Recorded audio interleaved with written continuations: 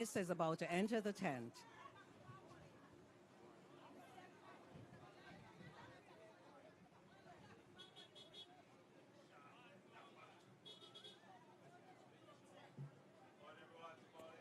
Good morning, sir. Good morning. May I just ask us to remain standing? And if you're not yet standing, please stand for the playing of the national anthem. Just before we go to it, just want to ask everybody, advise you that we're now about to play the national anthem.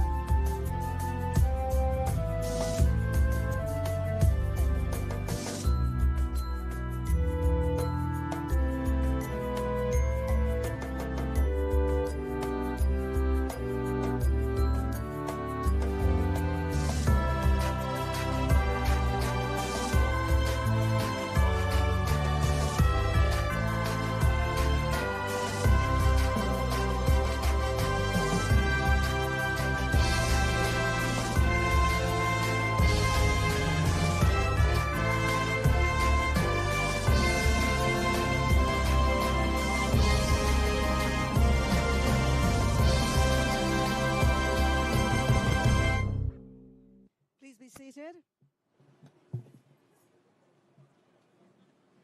The Most Honorable Dr. Andrew Holness, Prime Minister of Jamaica, the Honorable Everald Warmington, Member of Parliament for St. Catherine Southwestern, Custos Rotolorum for the Parish of St. Catherine, the Honorable Iselin Golding, CDJP, Mr. Omar Sweeney, Managing Director of the JSIF, and other representatives of JSIF.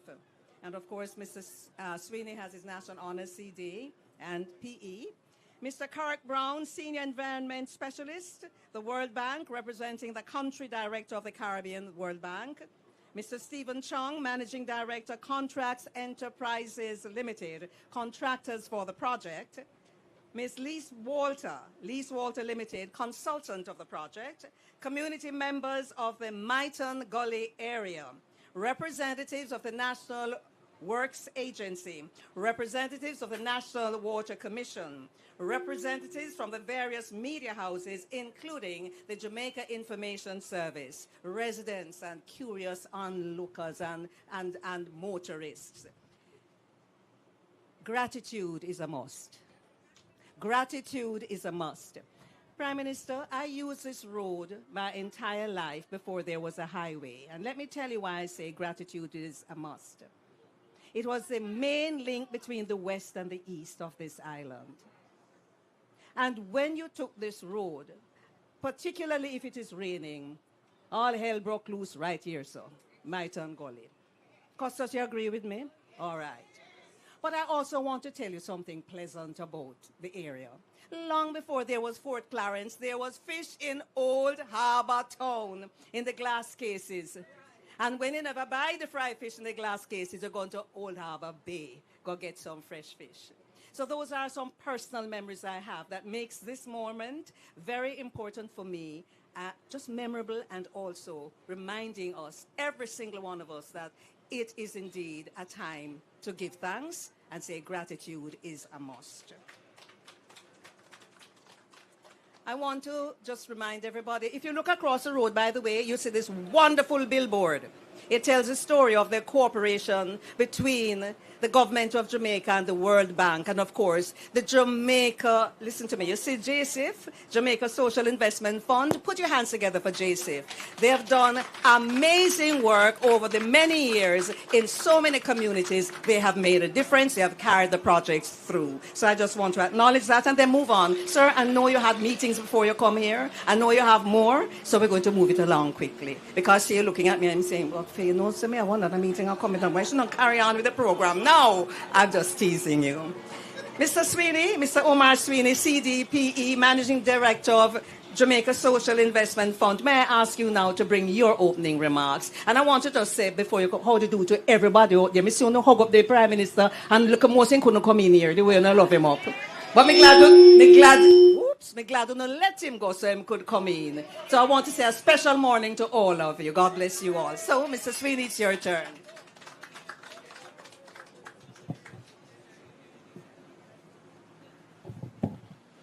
Thank you,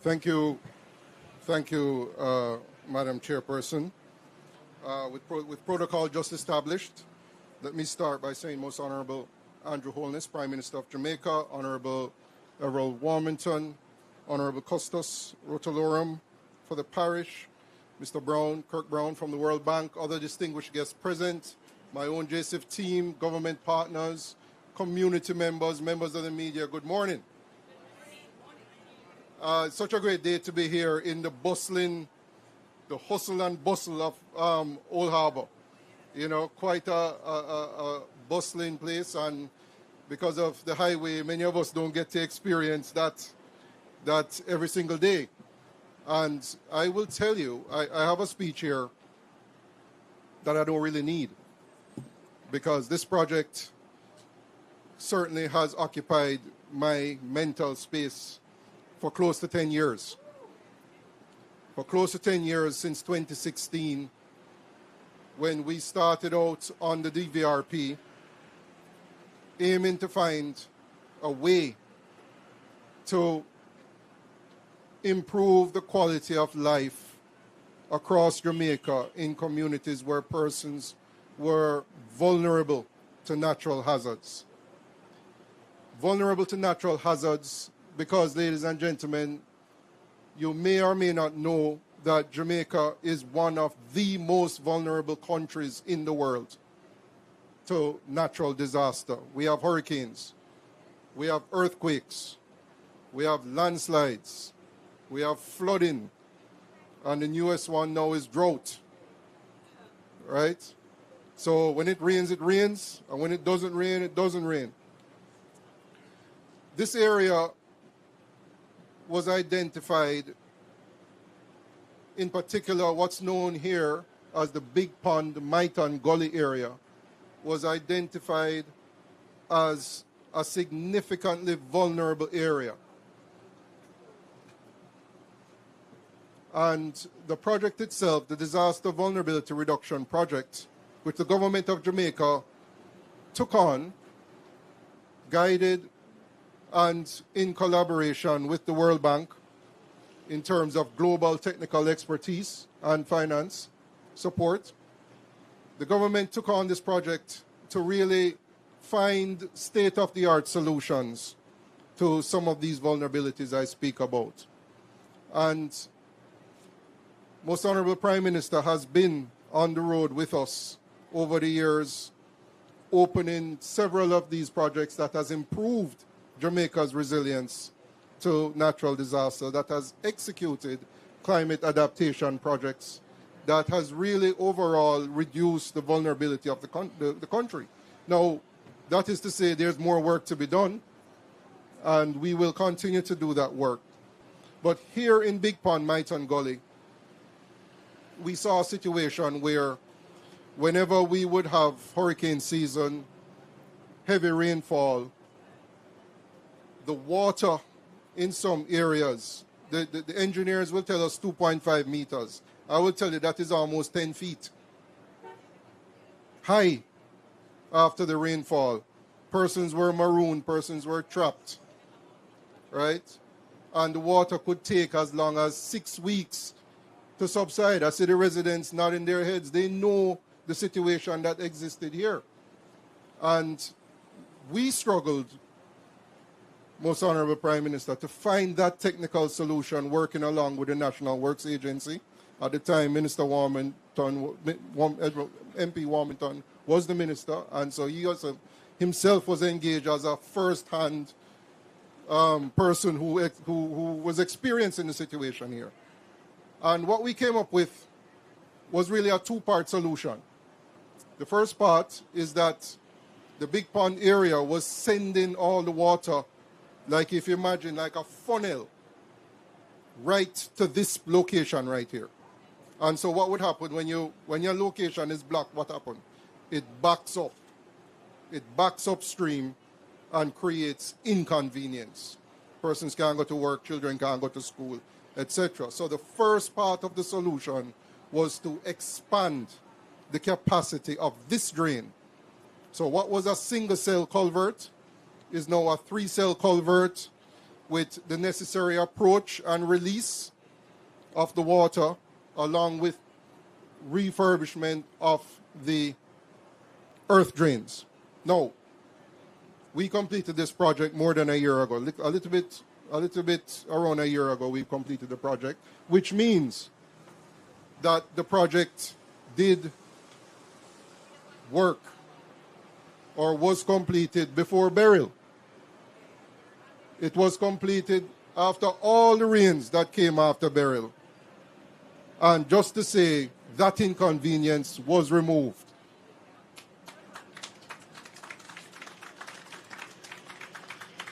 I said inconvenience was removed, not that there was no inconvenience. There was some inconvenience, but we will continue the work to continue to solve the problems. But we're really here to mark this occasion today, the necessity of this drain that has now provided security and an improved quality of life for more than 38,000 residents.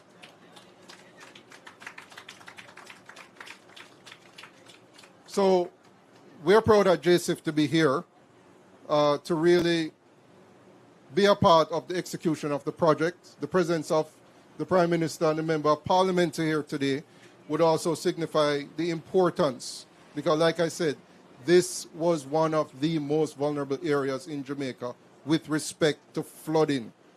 And so, ladies and gentlemen, I stand here proud that we've been able to work together on this solution. I want to thank all the partners, NWA, NWC, NEPA, MEGJC, everybody came together, of course the World Bank. We all came together to execute this in conjunction with our contractor and engineer recognized earlier. And so, as you can see, the road, the bridge itself was also executed, and there's no pileup on the road. The traffic is moving smoothly. And so, once again, ladies and gentlemen, thank you for your support.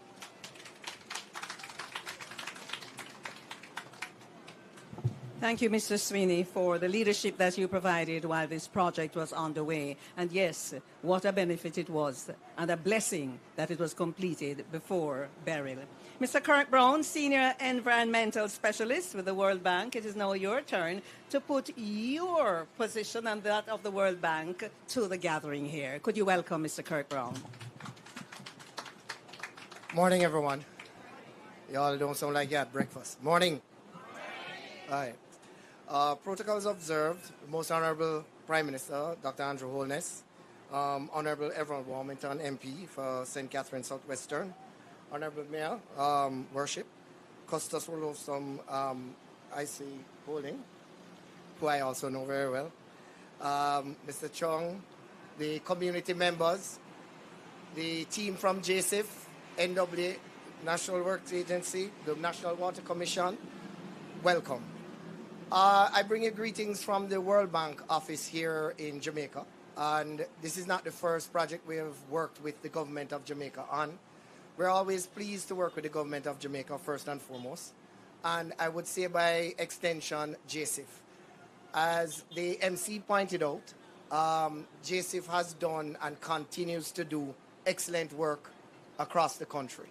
And I must confess that a lot of the projects that we work with JSIF as the implementers, they've certainly done most projects on time. We rarely have any issues, and I must say that's something that we need to commend, because as a local entity managing international financed projects, it adds credibility to our capability locally. So you should give Mr. Sweeney and the team of JSIF a very big round of applause.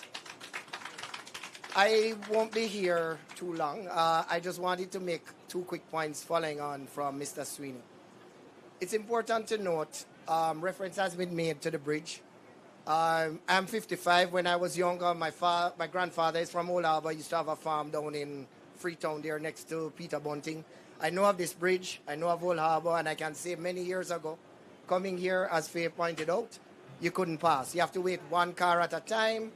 When rain fall, trouble. And I'm from Mandeville, so I can tell you, you're traveling back and forth, it would have been an issue. It's really great to see that the road work has been improved and people are using it. Most important point, the adaptation measure, which Mr. Sweeney pointed out, is quite simple, but not to dilute the engineer's work, but it actually has transformed the area and will reduce some of the congestion, the flooding.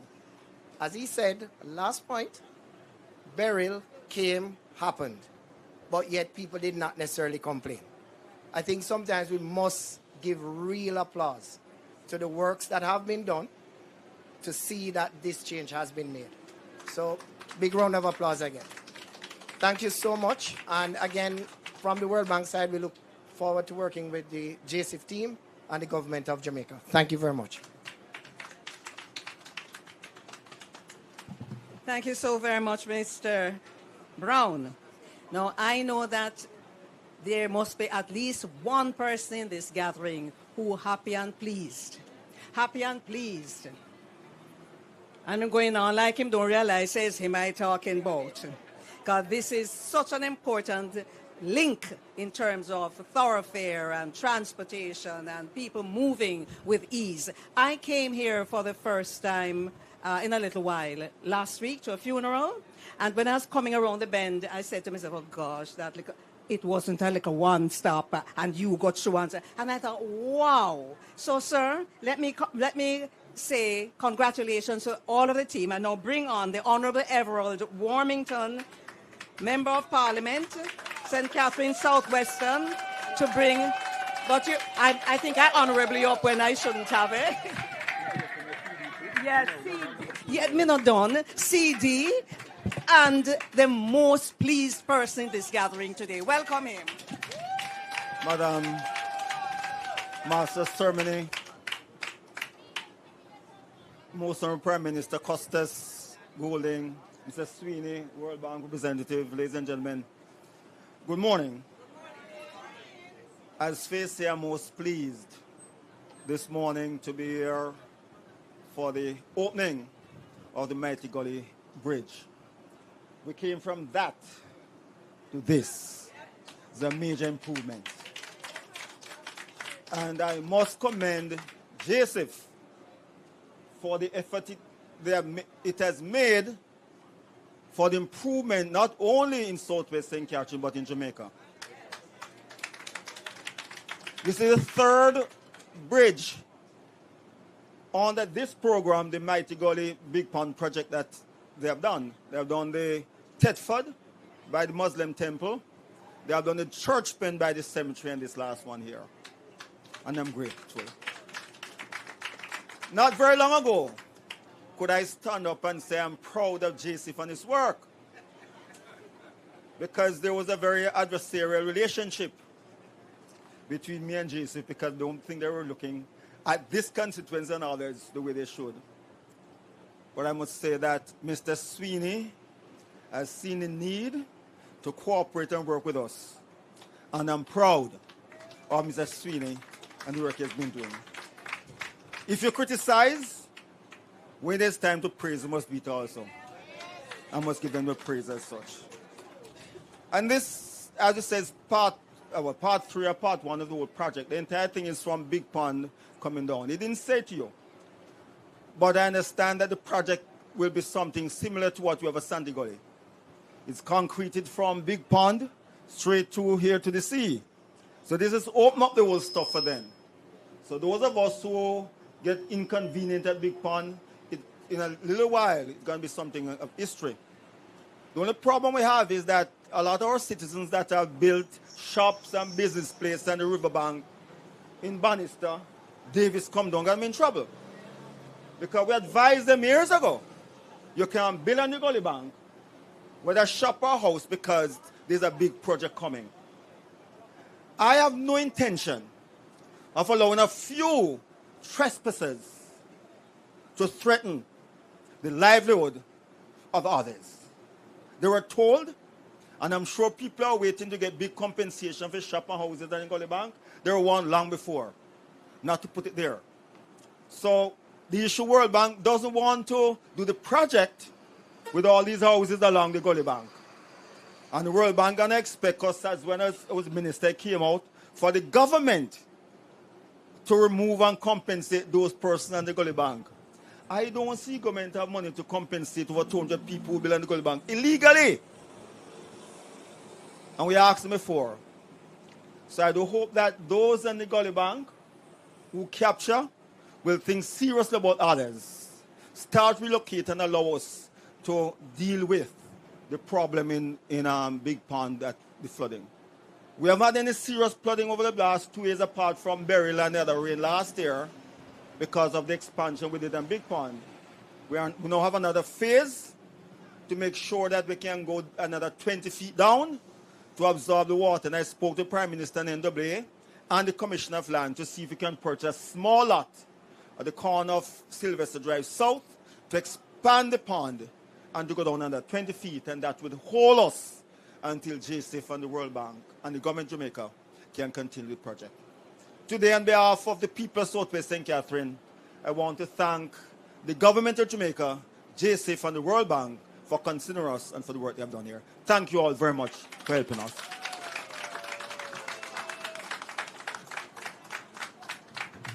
A word to the wise is sufficient. It's a very reasonable ask, and you ask it long time. So remember, do your part so that the rest can benefit. All right, partnerships is what this is all about, and I'm going to ask you to look at the screen for a video presentation before the Prime Minister speaks.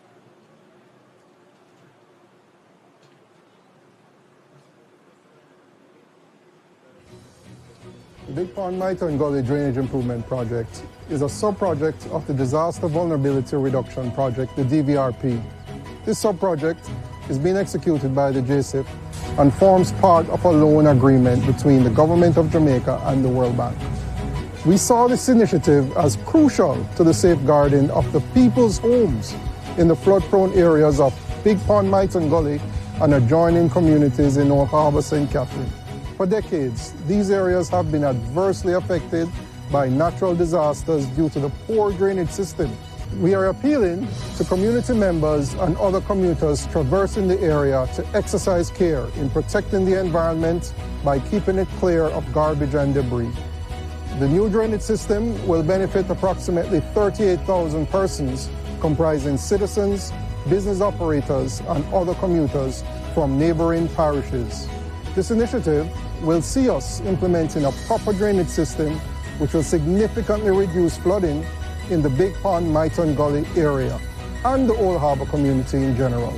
Additionally, the JSIP will be hosting a series of training workshops in the areas of maintenance and risk management for all stakeholders. It will also have a tremendous impact on improving the quality of life for these community members.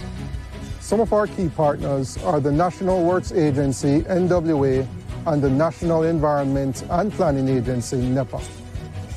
We at JSIP strive to reduce any form of risk factors by investing heavily in our communities across Jamaica.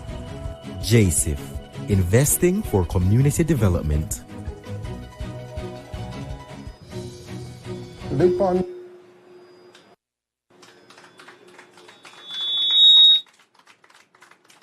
So you got a little background there, and you see what is. And of course, we recognize how much better it can be when we all play our part. Prime Minister, sir, I see you looking with a studied look. And I'm saying to myself, you're thinking about the Big Pond. And what the Member of Parliament said about the people on the bank. Because I hear, you talk and you tell people, come off of the Gully Bank, I hear you. But I also think you're thinking of something else. You know what that is? That simply is that when the people come off of the Gully Bank, you'll have less of a headache. No, it's a serious thing. because you talk about it all the time. But ladies and gentlemen, it is indeed my pleasure this time to invite the Prime Minister to address this gathering. The Prime Minister of Jamaica, Dr. the Most Honorable Andrew Holness, will now talk with us. Thank you, Auntie Faye. And thank you for adjusting the mic appropriately. I am standing here on the protocols established, and it's good to see all you nice and decent people gathered. Yesterday, I had a ceremony similar to this, where we handed over a special piece of equipment to the forestry department. This piece of equipment will allow us, when we are building out our infrastructure, not to cut down the trees, but we are able to relocate them. So we can take them up by the root and take them to somewhere else. And this increases the survivability of the tree when it is transplanted elsewhere, up to 90%. Now, that piece of equipment costs 76 million Jamaican dollars. That $76 million, I'm sure others are looking on and say, that could have repaired a school. That could have repaired a road. That could have built a few houses. That could have done a water supply project. Yes. I start at that point because, you know, in about 1991, 1992, in the early 90s, there was a very popular Minister of Works, and he was supervising the expansion of Hope Road in Kingston, in the Ligoni area, which would have included the construction of bus bays and right at the Ligoni post office. And there was a massive guango tree there. I'm looking at the audience and seeing the people who are 30 years old or older. They might recall this. The younger ones may not. And the government took the decision to cut down the guango tree. Guango tree would have been there for decades. And, you know, people took it personally. This conflict between the built environment and the natural environment. People want to be able to take public transportation with certain ease and comfort, but we also want to have the shade and beauty of our trees. So we have run into this several times before. The latest one would have been when we were doing the improvement works along Constant Spring Road, and there were a certain number of trees that we had to remove. Those trees were the nesting place for a flock of parakeets that lived in them. And again, it created a challenge for the government. Government is not only about the concrete and steel. All right? Government is about the holistic development of the person. And the holistic development of the person involves also taking into account the natural habitat in which man lives. So the government is a steward of your affairs, not just your economic affairs, not just your social affairs, but we are stewards of your environmental affairs. And we have to balance all of these together. So, just for note, the government is spending over $45 billion in the Spark program on roads. We spend close to another $5 billion on the REACH program and other programs. But we only spent $76 million on this piece of equipment. So put it into context. I'm giving you that information as citizens, as taxpayers, who will have to judge the government's allocative decisions as to whether or not it made sense. There are some persons who would disagree with it, but I think most Jamaicans would appreciate that it is important that we pay attention to the preservation and protection of the environment. Now, I segue very quickly into the Myton Gully. This gully is a naturally existing feature of the geography of this area. We came here and saw this gully. We came here and we decided that we're going to build in proximity to this gully. We came here and we put in a road that traverses the natural waterway of the gully. It's not nature that troubled us, it's we go and trouble nature. But man, as the steward of the environment, has the ability, has the knowledge to build out the environment in a way to preserve the natural environment and increase our comfort, our convenience, and our efficiency. What existed here before, which was built many decades, possibly in the 70s or 80s, was not sufficient. My understanding is that it had one box culvert that would not have been able to carry the volume of water securely across the road and into the retention area. And the reason for that is that as we have built roads, these become flat, non-porous surfaces that carry water.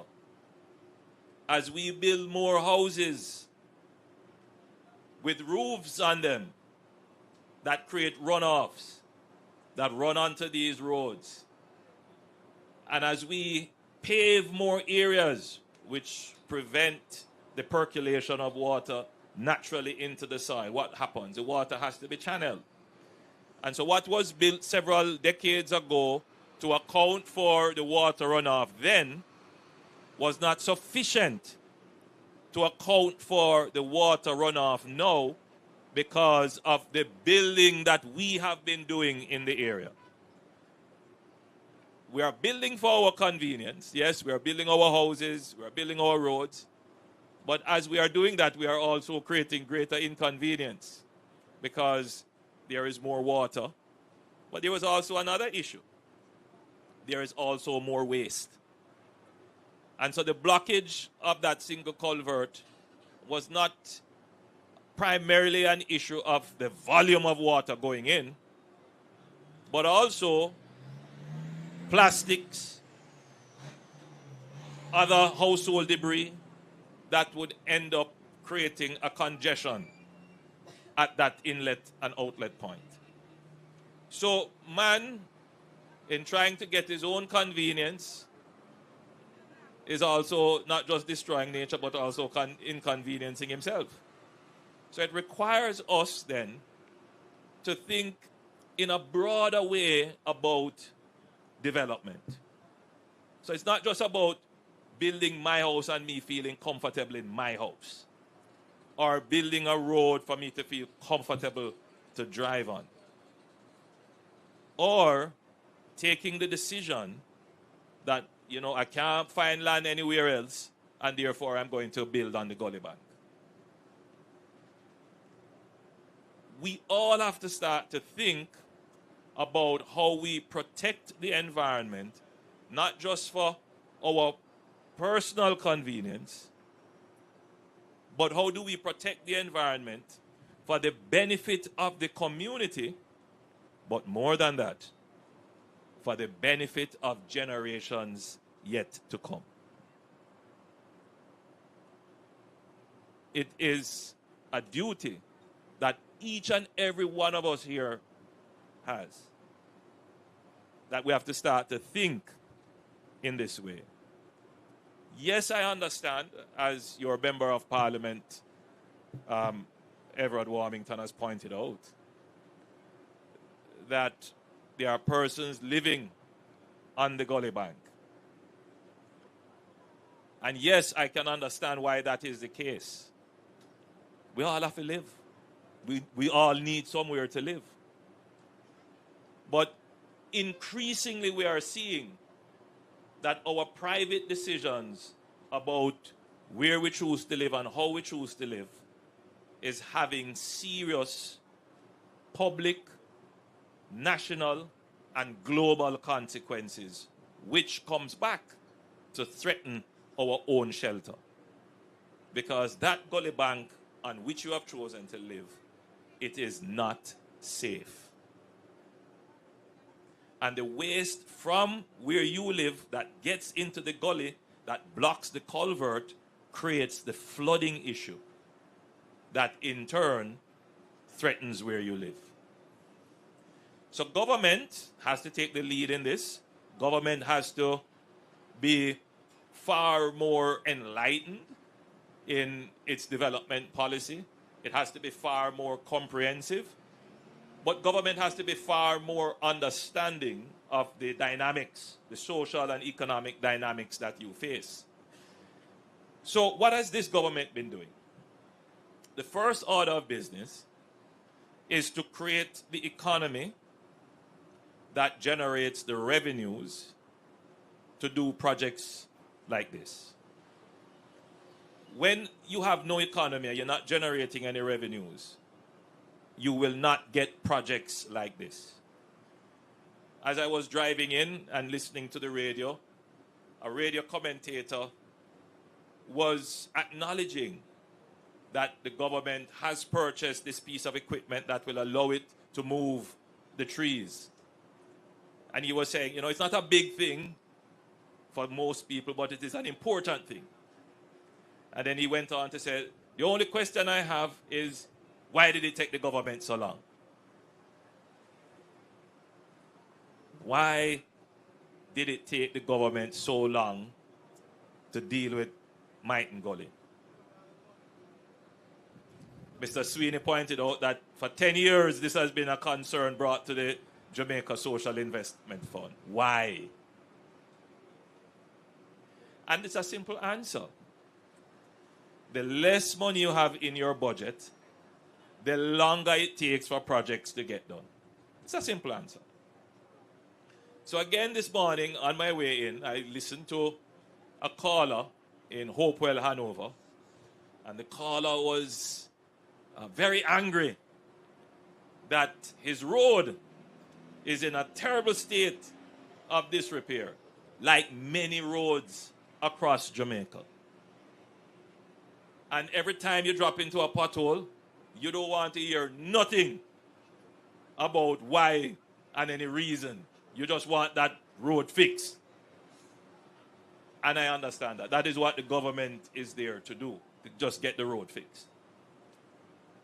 But there is a certain reality that as electors, you have to account, appreciate, absorb, and internalize in your own analysis of the performance of the government.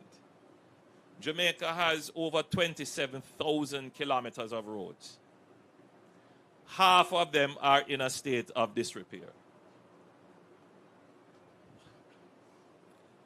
Those roads were not built in 10 years.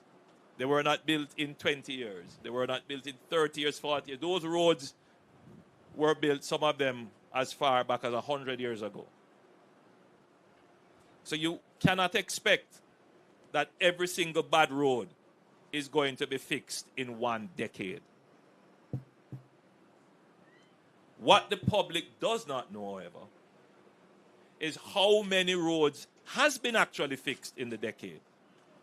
What you hear is of the roads not fixed, but you don't hear of the roads fixed. What you hear is of the communities that don't have water. What you don't hear is of the communities that have gotten water. What you hear of is the places that are flooded out because of poor drainage. But what you don't hear of is that we have fixed this problem that has existed for decades in the Myton Gully, spending over 370 million Jamaican dollars to expand the waterway with 4 culverts and to pave the invert for over 200 meters. Yes. 38,000 people who live in this area who would normally be affected, plus all the traffic that moves through, no longer has this inconvenience. But nobody is going to credit the government with that performance. It is the reality of our politics and the way in which we conduct our social and political affairs. So my job is to constantly bring into the public domain the work of the government. Because, for years we have been programmed to be suspicious of government, to be disbelieving of government. We have been programmed for governments that don't perform. That's how it has been. And so what they call the confirmation bias that exists within people is to believe that government is not performing, even when confronted with the facts. And the fact is that no other administration in the history of Jamaica has spent more on roads and building of highways than this administration has in the last 9 years. None.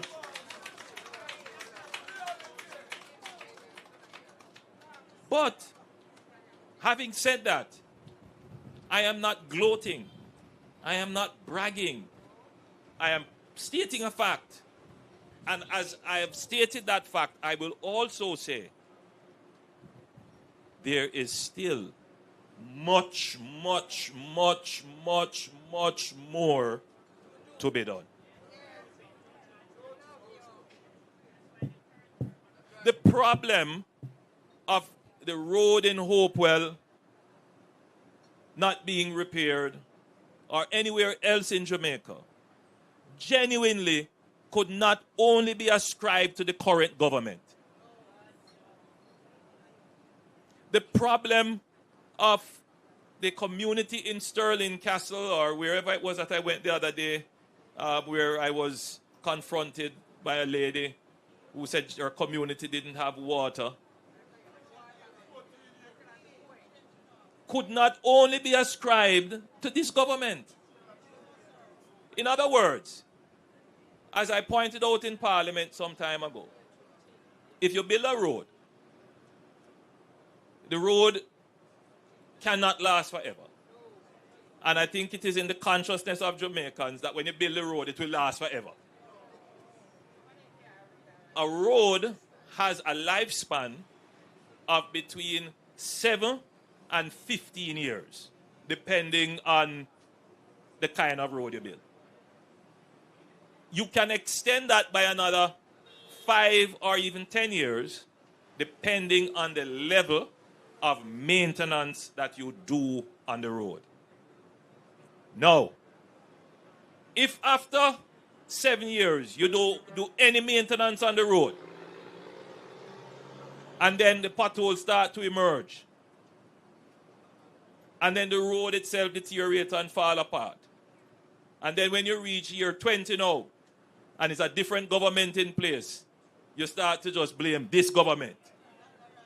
This government is responsible, but it is not its fault.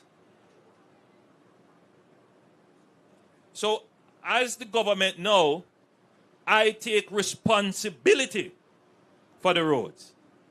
And how do I do that? First thing, we go and we do a proper accounting for the road.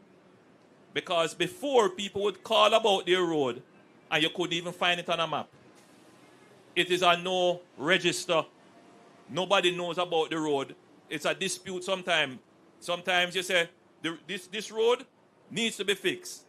And when you go to the MP say, no, this is a parish council road. And when you go to the parish council, they say, no, this is a NWA road. And then sometimes you go to the parish council and say, this road needs to be fixed. And the parish council says, no, there's a farm road. Worse if you live in a subdivision. You go all over and they tell you, no, we don't have that road on any gazette or any register. That is an orphan road. A road that was laid in a subdivision but not handed over to any authority. So that's the first thing we have done. We are still in the process of properly documenting the road. And as an aside, we're going to have another program to ensure that all the roads are properly named. Because if you look on one map, one road is spelled another way. You go to another map, it's spelled another way. And that all the addresses are properly unified. So that is a special program that will come out of the proper documentation of our roads.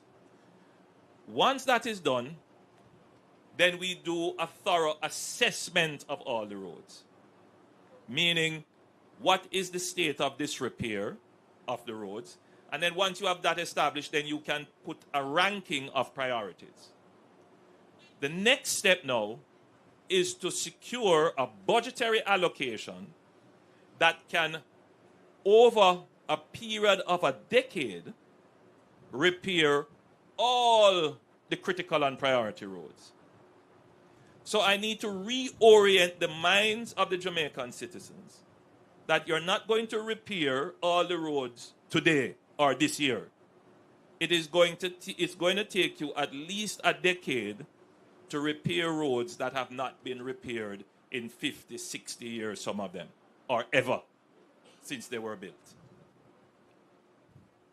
And what you need to look for and hold governments to account for is not what they fix today, but what is the program that they have put in place so that every week or every year or every month there is a consistent repairing of roads.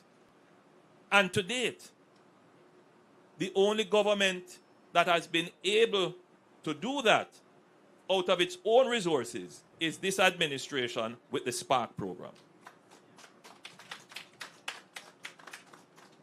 $40 billion has been allocated, and that will do just over 600 roads across Jamaica. We have had to put $5 billion on it because you can't lay roads without putting in pipes, because some areas you have to connect the water. It takes a little time to go through all the processes so that there is no issue with any accusation of corruption. We want to ensure that every dollar that is allocated to the road is on the road and not in somebody's pocket. And so there are some steps and processes that we go through. So I heard, that caller saying, well, every week them tell me, say the road will come this week and it'll come that week and it not come. Sometimes that's how it is. Sometimes the things are at procurement and all kinds of things happen and we have to follow the procurement rules. Sometimes somebody object and say, no, they didn't do the process right and we have to start it over again. The law is blind to you waiting for that road.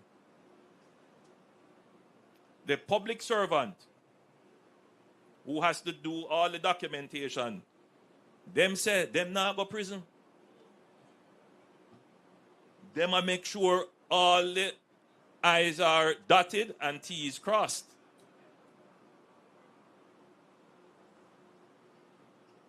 And the public needs to appreciate this, that there is a process that we go through, because it is you, Sabo, and the very public who will turn around and cost the governments and the politicians that they are not managing your funds appropriately. It's a dynamic that I have to manage. Having been without the road for so long, you're frustrated. But I have to make sure that when the road is fixed, it is properly fixed. We have to develop speed. So the public servant has to figure out how to move faster, perfect the compliance requirements, and take into consideration that man who called from Western Hanover about his road, that we consider you, sir, in as much as we are trying to comply. So I thought I would just use this handing over as a platform to have this conversation with my Jamaican brothers and sisters about where we are. Today is a different day in Jamaica. Today is not a promise about pothole-free by 2003. An empty promise that was not backed by a budget. Today is not about the government expanding its built environment at the expense of the natural environment, because we have taken the steps, a small step albeit, to be able to preserve our trees in the environment. So this is a different Jamaica, fundamentally, from the Jamaica that existed before. And yes, you sometimes may not see the change. But if I were to tell you that Jamaica has planted in the last 5 years 3 million trees, you would say, what? I don't see it. But you drive past the tree every day and would know that we planted it. When you go on the east-west highway and you look on the right side when you're coming in, all of those trees that you see there, we planted them. And we have now given a directive to plant another 3 million trees over the next 5 years. Public would know this, or would be even concerned. And when we're doing our road projects, we took a decision in 2024 that all our road corridors will have a tree canopy in proximity to them to help with the cooling of our city. These are all decisions that we have taken. So you are living in a different Jamaica created by a different government. A government that understands, a government that has a comprehensive plan for development, a government that cares, but more than anything else, a government that has the wherewithal to create the funds to deliver the benefits that you need. I close by saying that in everything we do, we must have faith. For a long time, we have been disappointed. The development and the benefits have seemed that, they take so long to come. But 10 years ago, nobody would ever believe that we could stand and say the murder rate in Jamaica is 44% less than what it was a year before. But mind you, this is the first time since the 1980s that you're having 3 consecutive years of decline in the murder rate. So it's not a one-year thing. We had a decline in 2023. We had a decline that was like 8 or 7%. And we had a decline in 2024 that was like 19%. And now we are at 44%. It's a totally different Jamaica.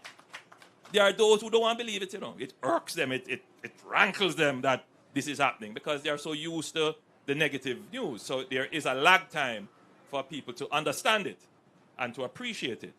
But the facts are the facts. And when I speak to you, I give you the facts. You do with it what you want to do, but I give you the facts. You wrestle with your emotions, but you can't overcome the facts. So you have to have faith. And, they say that faith is the substance of things hoped for. Right? Complete it for me. And the evidence of things unseen. So I know every Jamaican is hoping for their roads. Every Jamaican is hoping for their drains and gully to be repaired. Every Jamaican is hoping to own their house. Every Jamaican is hoping for a peaceful country. But we are giving you the evidence of it. This is evidence of the things you hope for.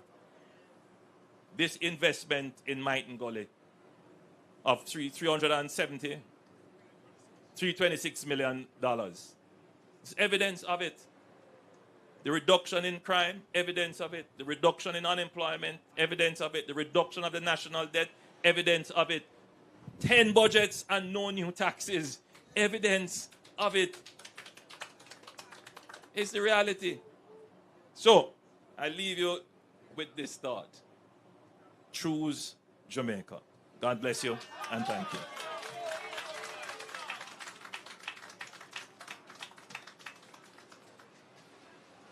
Thank you so much, Prime Minister. It's not the first time I've been in a setting where you've reminded people to choose Jamaica. And it's important that we really think broadly about Jamaica and choose Jamaica. You know, it's important. Sir, ladies and gentlemen, we've come to almost the end of the program, but I have to give you a few notes. First of all, we talk about the Myton Gully.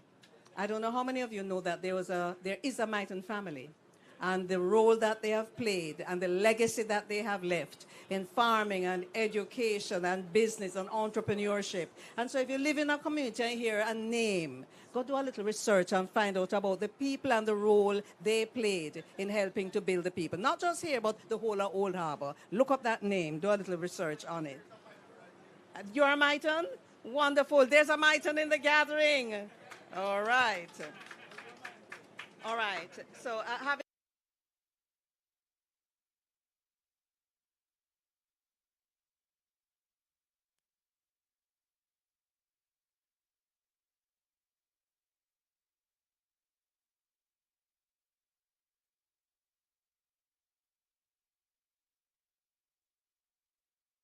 people I name, you're asked to remain in this area because that could be a problem outside there as well with safety.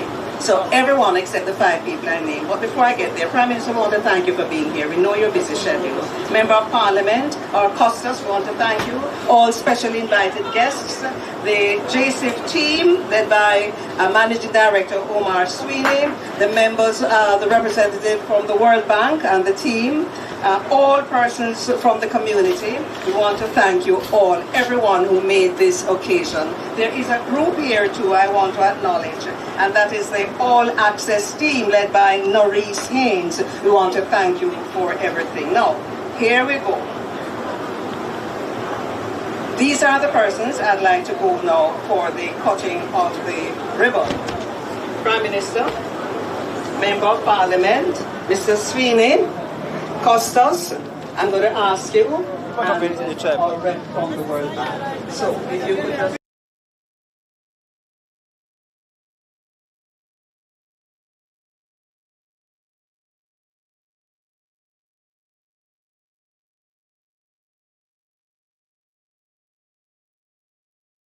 the JCF, they are there and they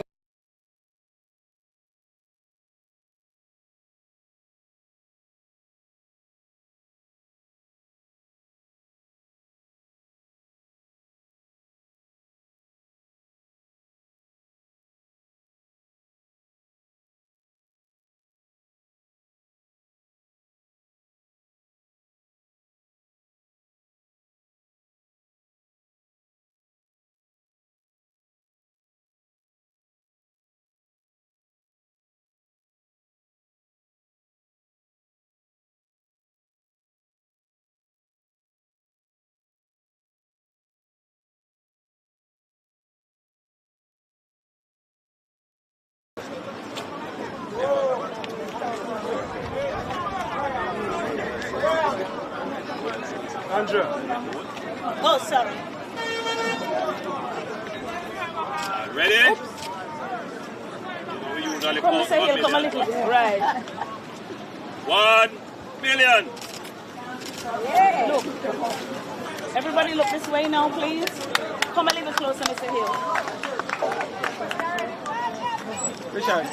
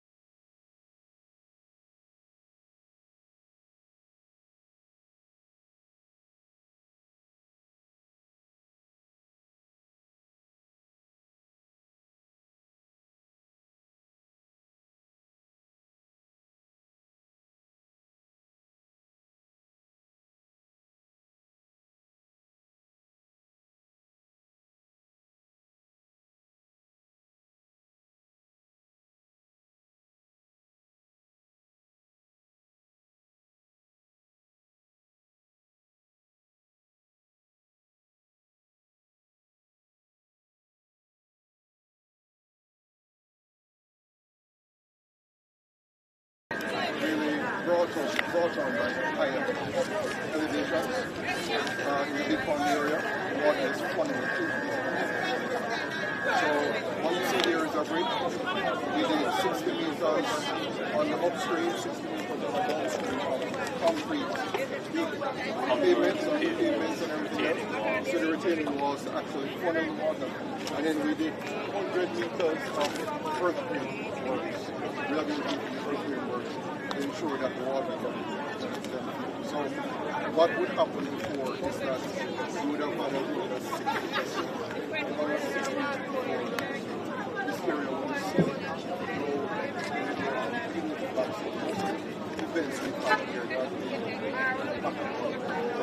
So before, what used to happen is that the water would come, overflow, and would make the passage of traffic here hazardous. And in fact, as you have said, impassable.